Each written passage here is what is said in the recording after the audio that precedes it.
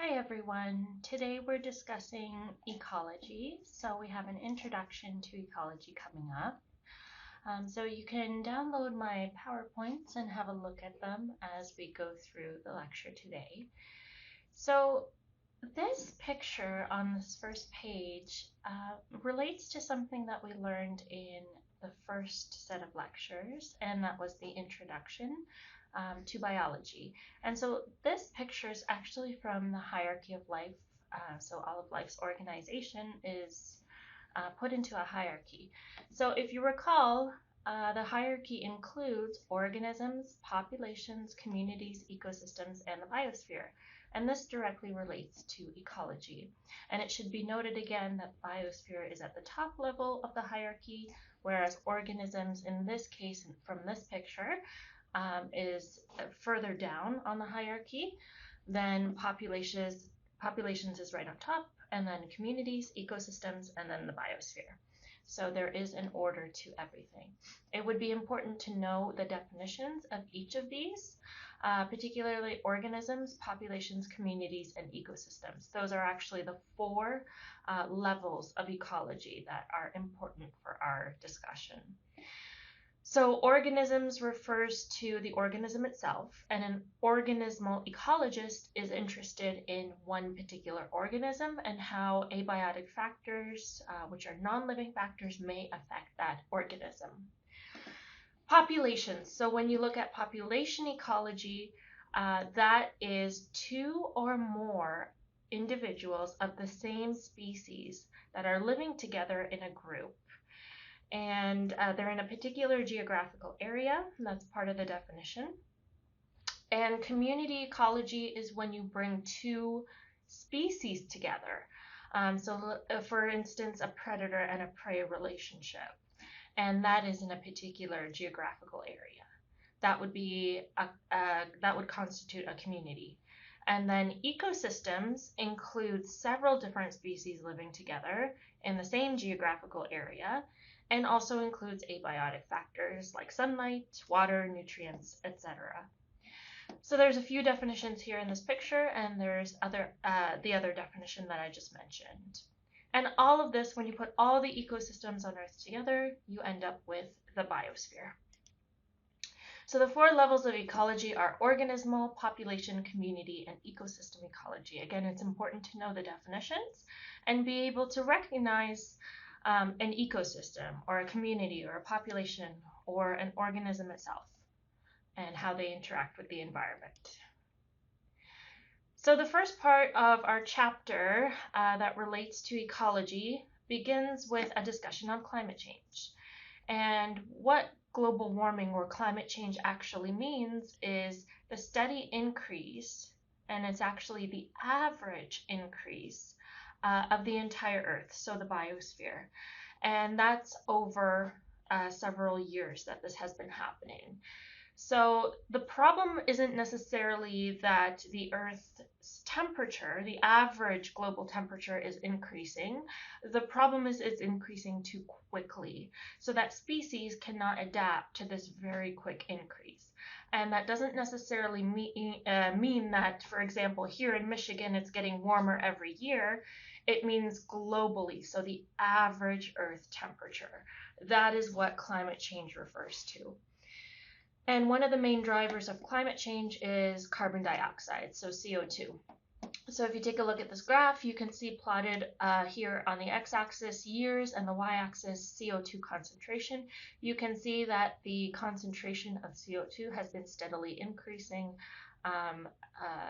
even into today, so even past 2005, which is shown here. And another big problem is that we're losing fresh water supply. Particularly because as the global increase in temperature occurs, oceans and freshwater supplies are becoming more acidic due to the increasing temperature. And marine life, for example, cannot survive in fluctuating temperature ranges or pH ranges. And so it's very difficult for us to have an appropriate water supply for all of life's diversity. There is some evidence for climate change, and so Ecological scientists look at ice cores, tree rings, glacier lengths, the fact that they're receding, pollen remains in ocean sediments to provide evidence for climate change. And some of the main drivers include both natural drivers of climate change and unnatural. So natural would be like the variation in the sun's intensity. That is a natural cause of climate change. Volcanic eruptions, those are also natural causes contributing to climate change. And then greenhouse gases. This is the most significant driver, and CO2, which I just mentioned in the previous slide, it is the dominant greenhouse gas. And essentially how a greenhouse gas works is it's going to trap the heat, kind of like a greenhouse, on the surface of the biosphere. And so the average earthly temperature would be increasing over time. And it has been noticed that it is increasing too quickly at this point. There are other gases, not just CO2, although CO2 is the dominant gas. Others include methane, water vapor, nitrous oxide, and ozone. So those are other gases that can contribute to global warming or climate change. So if you think about how has human activity influenced climate change, there's a number of ways that humans have been involved in driving climate change. Depletion of the ozone layer is one, causing erosion due to acid rain. Damage from global climate change itself. We've destroyed habitats, especially for vulnerable species. We've polluted air, water, and soil. And there's the issue of overpopulation as well.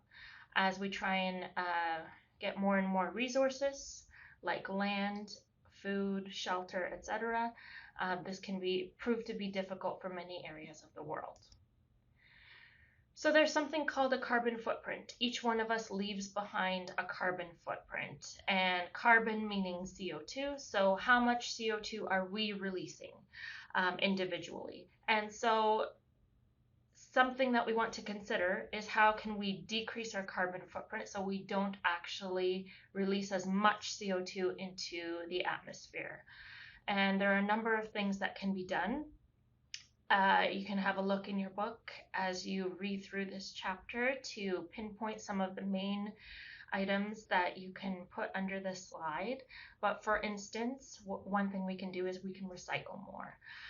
That way, not as much garbage is landing in landfills and hence releasing methane into the atmosphere. And remember, methane is one of the gases that contributes to global climate change.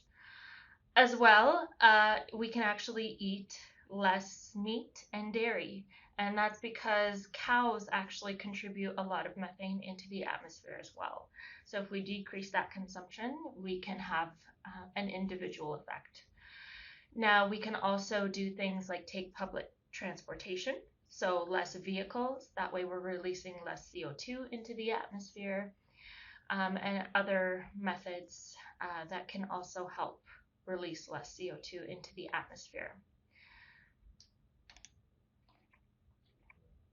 So that brings me to a discussion on population ecology, which is the next part of the set of chapters in ecology. So moving away from climate change a little bit, although a population of humans is discussed here in this particular chapter as well, because we as a human population, there are some significant things that we're involved in as well, including climate change. So populations focuses on groups of the same species living together. So populations can be uniform with each individual distributed evenly. They can be random, so clumped individuals and other individuals later on, and fully clumped where the population exists more like a herd here in this picture. So population ecologists are really interested in numbers. So they're interested in things like age structure. So how many in a particular population, how many individuals in that population are older versus younger. They're interested in female-male relationships. So how many are male, how many are female. They're interested in birth and death rate, how many are being born into the population, how many are dying. And then, of course, the density of the population. And there are a couple different regulators of density. So there's something called density-dependent regulation and density-independent regulation. So something like competition amongst mates in the population, or space being a limiting factor, or the introduction of a parasite into the population, that can affect the density of that population. So that's what we call a density-dependent regulator. Whereas something that doesn't care about density, so if you think of a forest fire, for example, that's density independent regulation. A forest fire doesn't care how many individuals are there. It can potentially wipe out the entire population.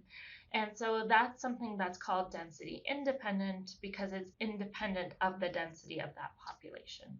And that's something that can regulate the population. So if you wipe out the population, you are changing the rates of all of these things: density, mortality, birth, females, males, etc. So something that population ecologists look at are survivorship curves. And a survivorship curve is, as is shown here, the number of individuals, so the percentage of the maximum life expectancy of an individual here on the x-axis, and the number of individuals surviving here on the y-axis as a log scale. And what population ecologists like to look at are 3 different types of survivorship curves. So humans follow a typical type 1 survivorship curve. So if you look at this blue line, you can see that when people are born, there's not very many deaths. So this line is fairly steady. So as you move forward and as you get older and older, the chances of death are increasing a little bit, but it's still a fairly steady line until we get to our maximum lifespan, which is around 70 to 80 years of age. Here it's given as a percentage, 100%, so you can compare multiple individuals on this graph. So somewhere around age 70 to 80, depending if you're male or female, is maximum lifespan. And so you can see that this line drops off significantly where most of us reach the maximum lifespan, and there are many deaths. And so humans follow this line called a type 1 survivorship curve. Elephants are another good example of species that follow a type 1 survivorship curve. We don't have too many deaths in the beginning of our lifespan, and generally most of us do reach our maximum lifespan. There are a few exceptions, but generally this is the type of curve we as humans follow. On the opposite scale, we have a type 3 survivorship curve. So trees are a good example of type 3 curves. Certain types of fish that release a lot of offspring into the freshwater or ocean water, they also follow a type 3 survivorship curve. The idea is that you want to maximize the number of offspring you release into the environment in hopes that at least some of them survive. So with the type 3 curve, it's the opposite.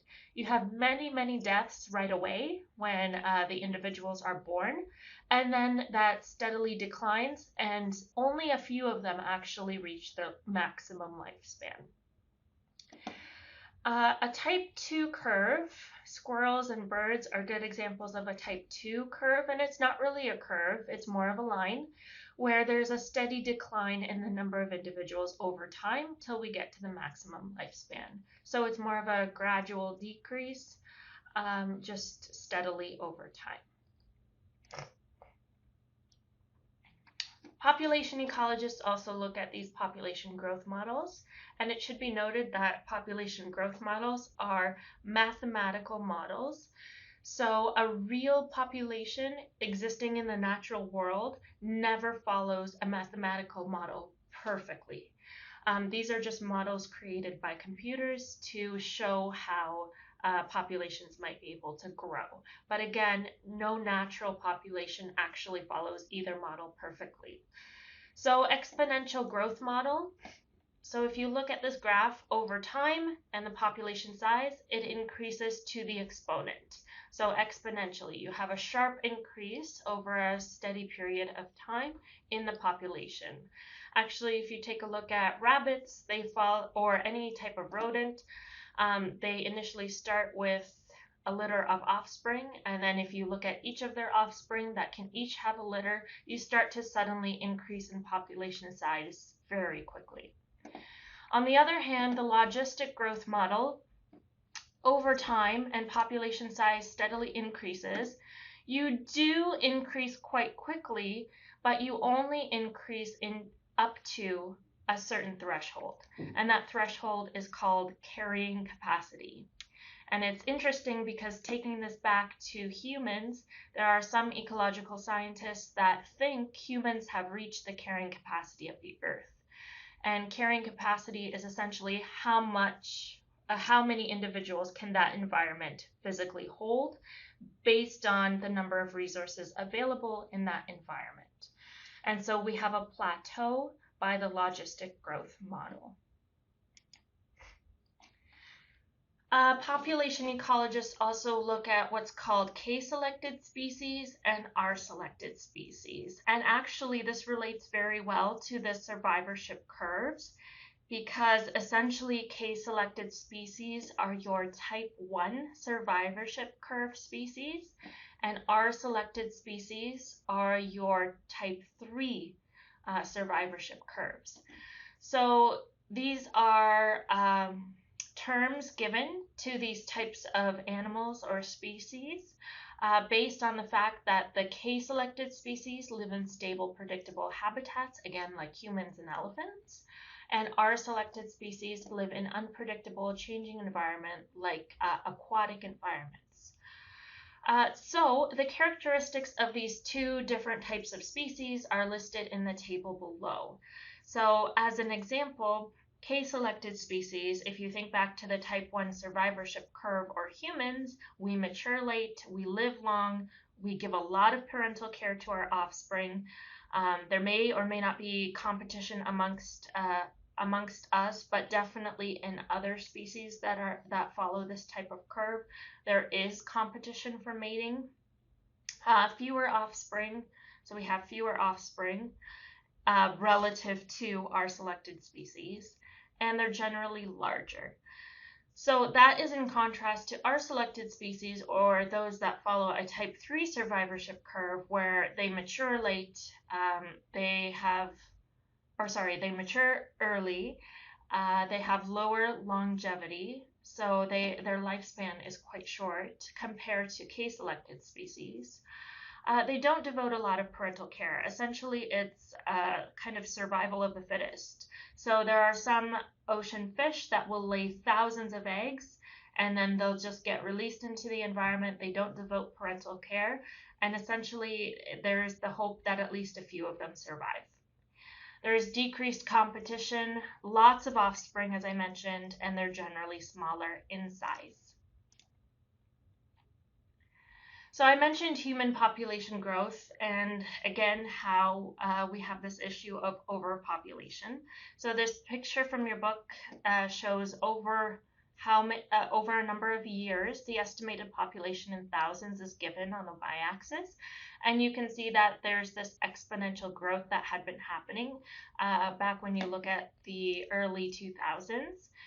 And you can see it as a total of world population here in the blue line, and then it's broken down into different regions of the world. You can also look at this graph from your book, so the percent growth in population. So although we have this issue of overpopulation, and although we had exponential growth where we have an increase in our human population, we are actually not increasing in the growth rate. So although we are overpopulated, the rate of that growth is not increasing anymore. It's actually decreasing, at least in North America. So here we have percent growth in population, and the gray color indicates 0 to 1%. So here in North America, we're somewhere around 0 to 1% in terms of population growth rate. And that is a decrease to what it was several years ago. So several years ago, we were on a sharp incline with a high population growth rate. Now we're kind of steady and increasing, but we're not increasing as quickly. So that points to a decrease in the population growth rate. You can see that different regions of the world have much higher population growth rates, 2 to 3%, mostly here in Africa. So what are some long-term consequences of that exponential human population growth?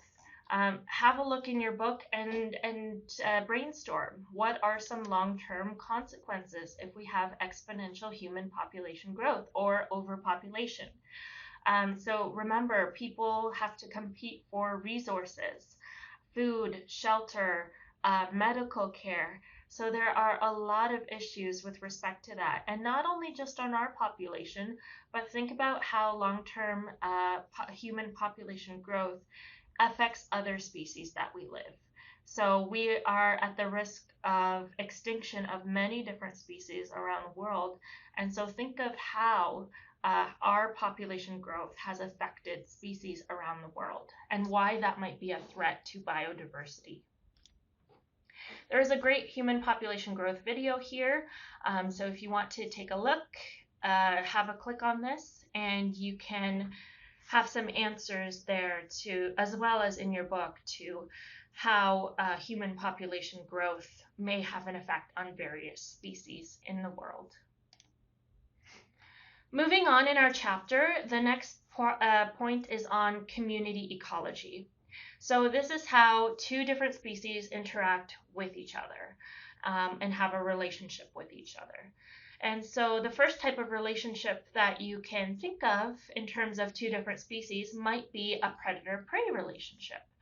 Another one might be herbivory, and herbivory is sort of the same thing, except you have a predator and a plant. Plants are living things, so you have that type of relationship. So something that eats a plant, we call that a herbivory relationship. An example of predator-prey relationships is the hare-lynx population. So if you take a look at this graph over time here, it's plotted against thousands of animals for both lynx in gray and hare in red. So this information is plotted as to the number of animals. And you can see that the lynx and the hare, wherever there's a sharp increase in the lynx population, there's an increase in the hare population as well. And then when one declines, the other declines as well. And over time, there are steady cyclings of increases and decreases of both populations along with each other. And so we can see that these populations really relate to each other. That as we have more prey, we can get more predators to consume the prey or attack the prey. But then when there's not as much prey around, then the predator has lost its primary food source. So we have a decrease in the predator population as well. So these populations and these relationships are really important to community ecologists. Another type of relationship is that predator-herbivory relationship. So, for example, insects that consume plants. So they exist in this type of herbivory relationship. And so organisms have developed protective mechanisms, and this is what this slide is about. Protective mechanisms to ensure they're not actually eaten by their predators. So certain plants exude certain toxins, and that allows them to stay safe and not be eaten by their predators. And there are other examples in terms of the predator-prey relationship not related to herbivory. So for example, frogs, they're usually consumed by snakes. And so there are certain frogs in the rainforest, for example, that are toxic. And so that way, that is a protective mechanism against them in this predator-prey dynamic. Skunks are also another good example. They are protected from their predators by exhibiting that distinctive smell in order to ward off predators. So there are those types of protective mechanisms that help the prey in this type of predator-prey or herbivory dynamic. There are also symbiotic mechanisms, and there are three types of symbiotic mechanisms. There's commensalism, parasitism, and mutualism. So a symbiotic relationship is where you have two individuals participating in a relationship together. And so we have the definition of the first one, commensalism. So one species is benefiting, but the other one is unharmed. So like a bird will create a nest in a tree. So one can argue that this is a good or beneficial relationship for the bird because they have a home, they have shelter, they're protected. They can lay their eggs and develop their offspring, but it doesn't really have much of an effect on the tree. So that's what is meant by the other is unharmed. This is defined as a commensal relationship because the tree doesn't exactly benefit largely from this type of relationship. So it's a type of symbiosis, but it's commensal symbiosis. Another type of symbiosis is mutualism. And so this is normally what people think of when they think of the word symbiosis in general. So mutualism is where both species will benefit from the relationship. So for example, humans, we have bacteria in our guts that help break down food, and that provides a shelter for the bacteria in which to live. And so we exist with bacteria in this type of mutual symbiotic relationship. Another example is termites with protozoans in their guts. So same kind of idea. Protozoans are single-celled organisms that exist in the gut of termites, and they help, again, to break down food. And the termites are providing a shelter for which the protozoans live. And the last type of symbiosis is called parasitism. So again, it's two organisms participating in a relationship, but it's the parasite that's benefiting, but the organism that's being fed upon, which is called a host, is actually harmed. So there is a disadvantage in this relationship. It's still symbiosis, but it's parasitism. There's nothing from this picture you need to memorize, but it just shows the life cycle of a tapeworm. And a tapeworm is a parasite. Sometimes through contaminated water or food, we can consume this type of parasite, and it can grow in our intestines. And so this is a parasitic relationship where the tapeworm is the parasite and it is benefiting from the relationship, but the host, the human, is the one that's harmed. The last section of ecology I wanted to mention from our book is ecosystem ecology. And so that's this word here. If you go back to the hierarchy of life, ecosystems are different species living together in the same geographical area, and it includes abiotic factors. So many times we can organize these individuals into what's called a food chain. And a food chain is where you have organisms here on the bottom called primary producers, like green algae from an aquatic food chain, and you look at what consumes them step by step. So green algae are consumed by mollusks, which are called primary consumers. So they eat the green algae. And then these little fish are called secondary consumers that will eat the primary consumer. And then what's next is the tertiary consumer. So a larger type of fish, like this salmon, consumes the smaller fish, and it's called a tertiary consumer.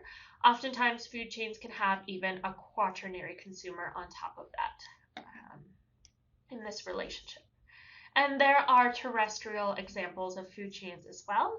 Again, starting with a plant, maybe then an insect, a rodent, and then a higher predator at the top. What's important to note is that the primary producer, so the one at the very bottom, it actually has the most energy content. So if you look at this graph, you can see energy content, and you can see the four groups of the food chain here. So these are called trophic levels, 1, 2, 3, 4. There are 4 trophic levels. So the primary producers, they have the most energy content. So these producers actually derive energy from the sun. so they can perform a process known as photosynthesis that we will discuss later, whereas these consumers actually need to eat or consume other individuals in order to gain energy. So it's the primary producers that actually have the highest energy content, and then it steadily decreases for each of them. So as a tertiary consumer, you need to eat a lot of the bottom ones in order to get enough energy. And we can put together many different food chains into what's called a food web. And so this is an example of an aquatic food web and how all those different species intertwine with each other.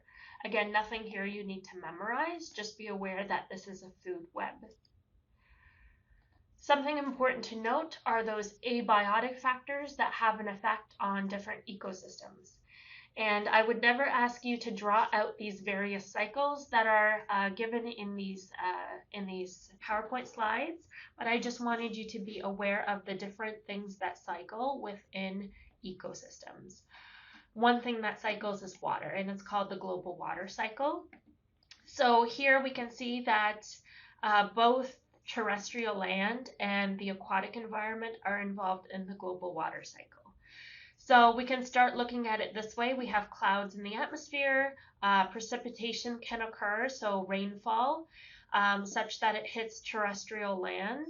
That rain can infiltrate the groundwater system. It can make its way to freshwater, where it can make its way through evaporation back up into clouds. It can also continue on into oceans. And again, evaporation can occur as well as condensation to allow that precipitate to make its way back into clouds.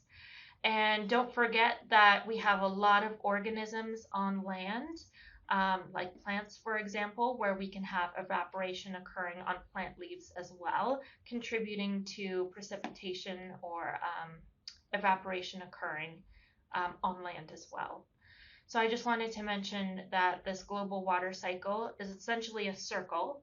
So it indicates how water flows from the atmosphere, the clouds, into the land, into water, and back into the atmosphere. The carbon cycle is how carbon cycles. And so carbon, think back to CO2.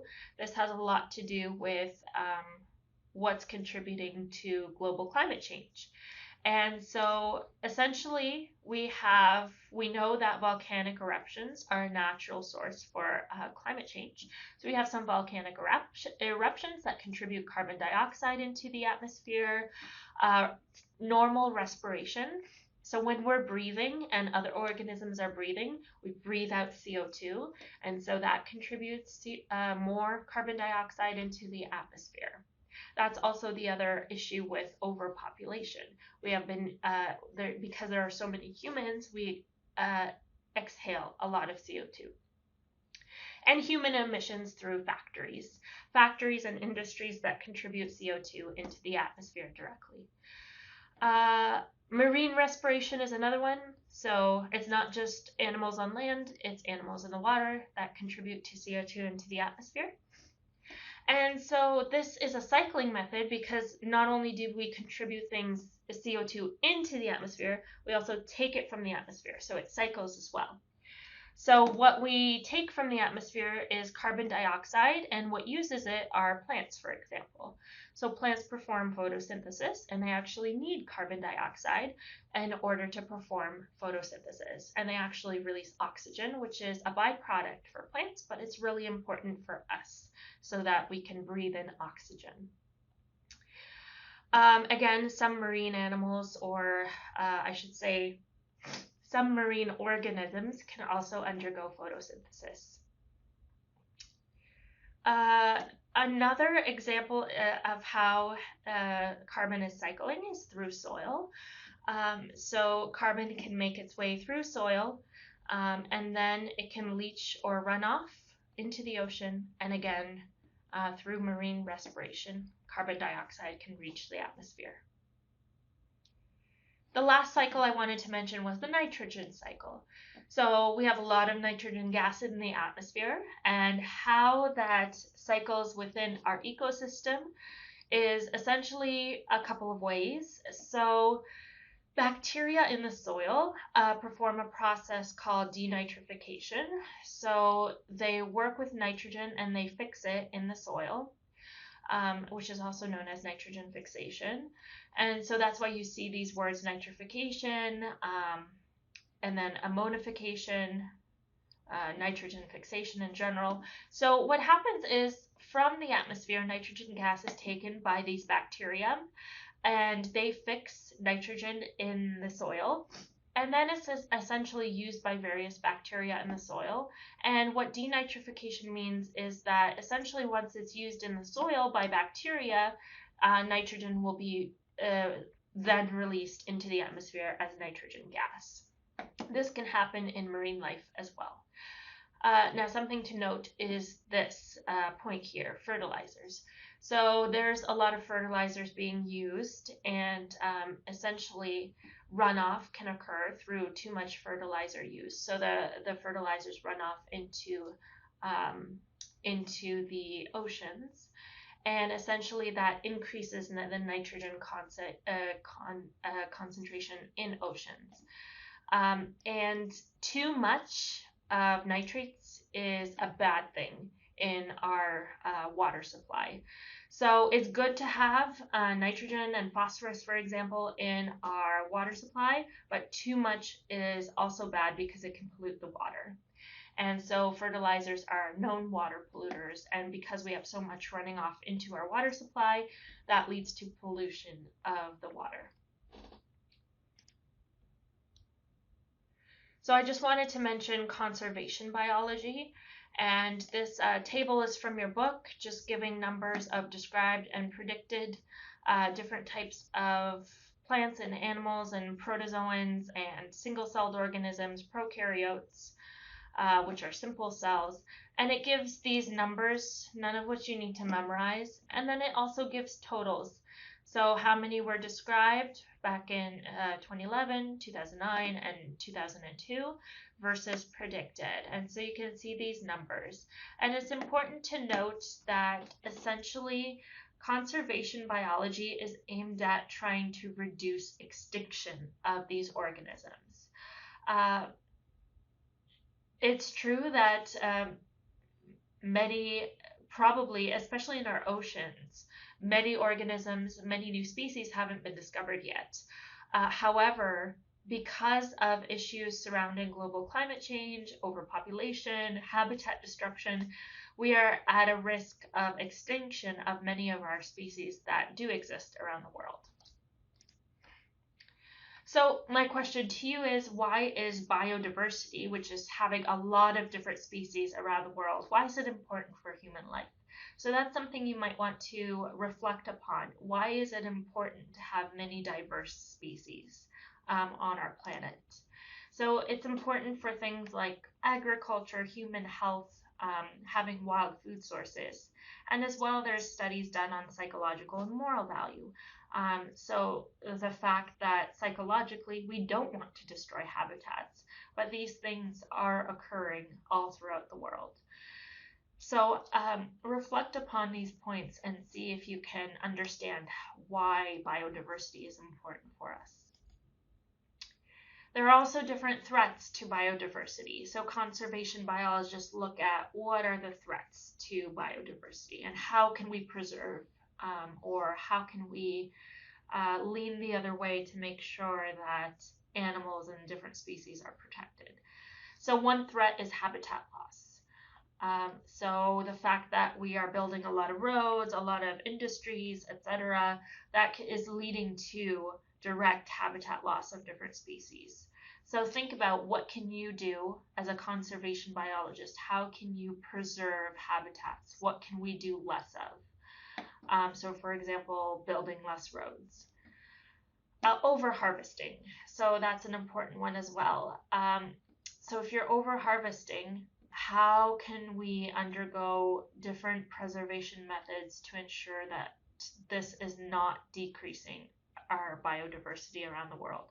Climate change we already mentioned. How can we start to decrease our carbon footprints, and how can we preserve biodiversity.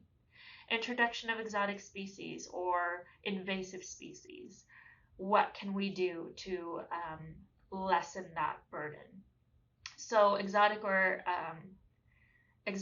invasive species are those that we introduce from other regions of the world that are not native to a particular region that we're interested in, but we introduce it as a way of pest control usually. And so the problem there is once you introduce it to control pests, once you control for those pests, that exotic species may become a new problem, as is the problem with zebra mussels, for example. So how can we preserve our environment to ensure that this issue does not decrease biodiversity or does not threaten biodiversity?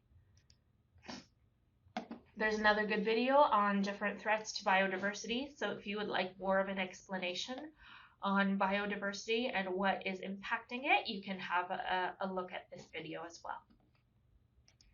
So that's it for our chapter on ecology. We went through each of those 4 levels of ecology, first discussing the organism, what an organism is. We didn't go into much detail about organismal ecology in itself. However, we did discuss climate change from our introductory notes. We also talked about populations and how numbers are important and different models of populations. Then we discussed community relationships like symbiosis. And lastly, we tackled ecosystems, so food chains, different cycles of abiotic factors, and conservation biology. How can we conserve biodiversity on Earth, and why is that important? Which is, again, much more of a brainstorming question that you should have a look at on your own and watch those videos and read the textbook chapters to help you answer those questions. Thank you very much.